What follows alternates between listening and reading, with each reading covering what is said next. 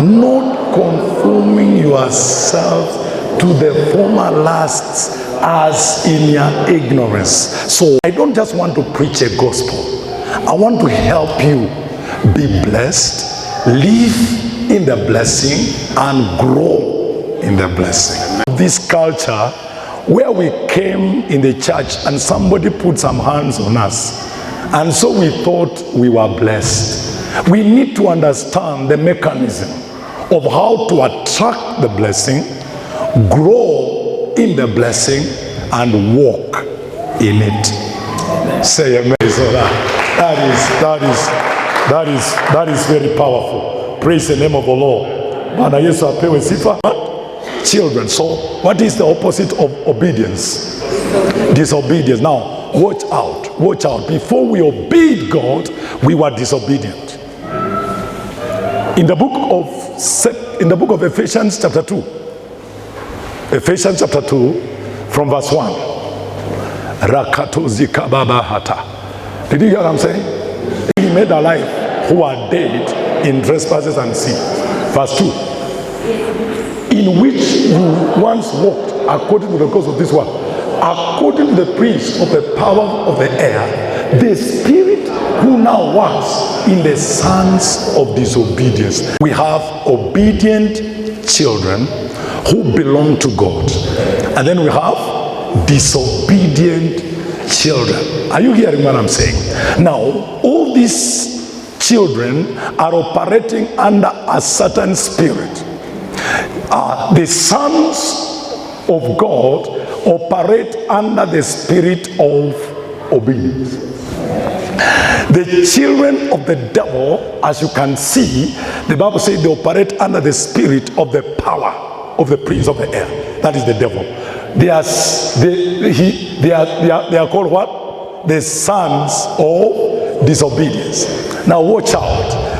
Watch out and hear me very, very, very, very careful. Now look at this. Obedience is the mark of a true child of God. That means, how can we identify a true child of God? When we see a lifestyle of obedience. I can always tell you, you can even know, even in the service, when you are seated near an obedient child, you will always see him or her obeying what the preacher is saying. In other words, the spirit in him agrees with the spirit on the altar. I don't know whether I'm talking to somebody here. You can always identify a true child of God even in the service, because the spirit of obedience agrees with the spirit of God in the preacher. And so you will find that every time you find yourself obeying what the instructions that the preacher is giving. Right? Yes, very important. Why? Because you are a son of obedience. The spirit of God, which is obedient spirit, operates in you.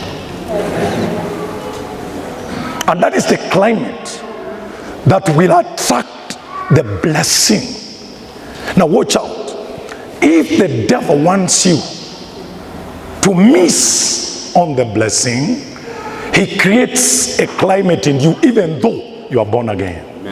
What and how is he going to do that? By raising a spirit of disobedience. So you can be coming to church but operating under demonic principle. Chani kusaidie mtu wa Mungu. Kwa maana unajua watu wengi, especially us, tunapenda maombi sana. Lakini hiyo maombi bila obedience ni kama kupigia Mungu kelele. Hiyo obedience, it's an atmosphere. Prayer creates an atmosphere of obedience. You cannot pray and at the same time you are disobedient. If you're seated with your neighbor, you can say, are you hearing this? Praise the name of the Lord. How to attract what? A blessing. Now look this. Obedience creates an atmosphere or mindset that activates heavenly blessing. Obedience does what? Creates an atmosphere or a mindset that activates heavenly blessing. Hallelujah. In other words, obedience puts an approval over your blessing. Hey, the Bible says, if you are willing and obedient, what happens? You shall eat the good of the land. So what does it mean? The good of the land is available, but a note of approval is needed from you. Amen. What is that? Obedience. Now, obedience gives heaven alert that I'm the right person who should enjoy this blessing. You know what I'm saying? Obedience signals heaven that I am the right candidate to enjoy this kind of blessing. You see, God has an inheritance for his children. But Jesus said, I cannot give what belongs to my children, I cannot give it to the dogs. Because dogs don't belong to the house. Dogs are not in the house. They are not part of the inheritance. You, if you have a disobedient lifestyle, that lifestyle disqualifies you. And you can be wondering why you don't like church. You are creating a climate and you are perpetuating it to be generational. You coming to church is like doing God favor. It is not emanating from a heart of response to divine instructions. But a man whose heart yields to instructions is a candidate of divine blessing. Did you hear what I'm saying? Hallelujah. So you can always, that's why the Bible says, the time is coming when I will put a line of demarcation between those who serve God and those who do not. There is always going to be a distinction. In other words, after some time, true children of God will come out without being hidden. You will be blessed publicly. Everybody will know you because of the blessing you carry. May that be your portion in Jesus' name. Are you hearing what I'm saying? So time has come that we need to come to a life of obedience. Did you hear what I'm saying? Obedient life activates heavenly blessing. Say amen to that. Bwana Yesu apewe sifa. Hallelujah. You know, I was asking God. God told me, do you know that not everybody who comes to church is not my servant? I argued. I said everybody who comes to church is a servant. I said, listen, they are not my servants. I said the only people who serve me, they are those who obey me. Yeah. So you people think that you are serving God because you came. But God has a demand, and he has put a qualification mark. This obedience. Why? Because this kingdom is a kingdom of instructions. It is not your kingdom. That's why the Bible says that we are the workmanship of God. Ephesians 2:10. Recreated in Christ. That means you had to undergo a recreation before you fit in this kingdom. God had to redesign you because he understood that in your former state you could not be able to function here. So he had to redesign you. How? So that you can be able to fit and walk and be able to receive that which heaven gives. So that recreation happens when you come to Christ. So you are given the Spirit of Christ. Are you hearing what I'm saying? That is so important. You are given the Spirit of Christ. And that's why you can be in the church, but living disobediently. There is an assumption, you know. The Bible says, David said, deliver me from presumptuous sins. Am I talking here? Are you receiving this? Praise the name of the Lord. Hallelujah. Amen. The good of the land of heaven is attracted in a culture of obedience.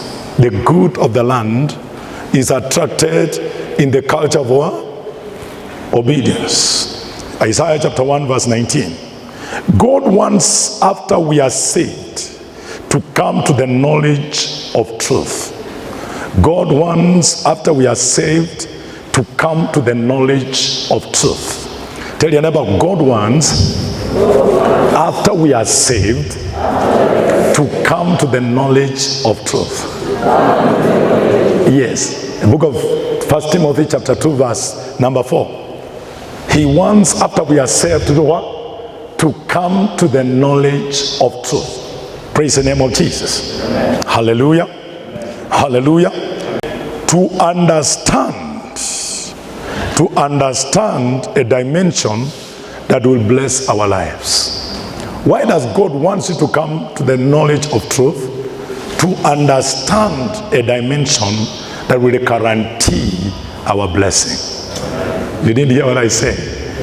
God, after you are saved, He wants you to come to the knowledge of truth. What does it mean? He wants you to come to a dimension, amen, praise the name of the Lord, that will attract the blessing in your life. And that's why the Bible saw it for lack of what? Knowledge. So distraction for a Christian child is void of knowledge concerning the will of God. Now, if you don't know the will of God, you are going to walk in assumption. Are you hearing me? But God doesn't want us to assume. He wants us to know. And it's your responsibility to avail yourself to a training center. Kalabaya Tozika. Tell your neighbor, it is my responsibility to avail myself to a training center. That's why the Bible says, do not forsake the assembling together of what? Preference. So when you come in such a place, there is room for you to learn and know the will of God. Amen. Say amen to that. Amen. That is so important. Praise the name of the Lord. Amen. Hallelujah. That is so important. Amen. Amen. Hallelujah. Knowing through, God wants us to know the will of God as we hear the word preached, as we study the word, and even as we meditate on the word. But yes, as if you will, in the name of the Lord. Hallelujah. Amen. So once you come to understand and know the will of God, it gives you an entrance into the kingdom of God. It gives you what? An entrance. That means it gives you a password.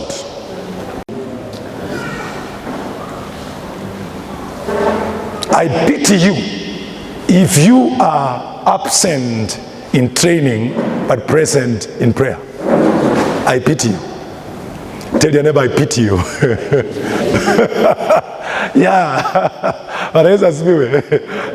I pity you. Because you don't know what heaven provides. You don't even understand. God pretended not to see.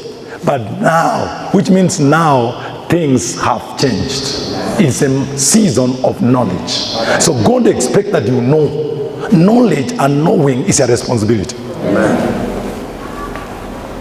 And the Bible says they shall know the truth, and the truth shall make them free. So knowledge has a way of liberating you, so that you become better than what you were. Amen. So every discovery brings delivery. May God deliver you from that. Amen. Through knowledge. So knowledge gives you an entrance in the kingdom of God. Are you hearing me? So you begin to understand how to, if you will. It gives you what? Knowledge. Lack of knowledge limits you. You cannot be able to enjoy this life without what? Adequate knowledge. Hallelujah.